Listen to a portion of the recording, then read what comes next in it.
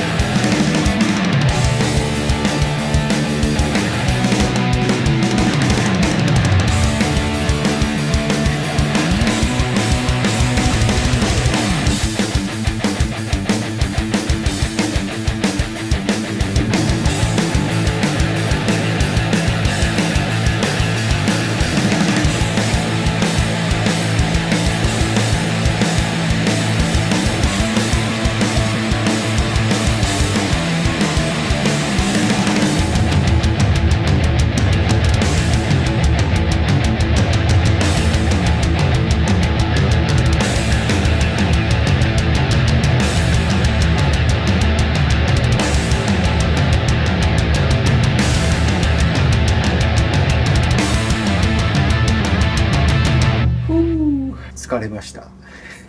細かい、めんどくさい、必要ではない、誰も見ないところなんだけれども、サビ取りをして、変性アルコールで拭いて、プライマーかけて、そしてキャストアルミっていう色の塗装をかけました。ほとんどのケーブルができました。それが良かった。本体のケーブル、そのケーブルのところを組み立てるときに、やっぱりもう一度綺麗にするつもりです。動画ここまで見ていただきましてありがとうございます。この動画良かったら、サムズアップボタンを押してください。仕上がった軽バンが見たかったら、ぜひチャンネル登録もよろしくお願いします。では、本日の仕上がった塗装をご覧ください。その前に皆さんと一緒に整備士の薬。乾杯。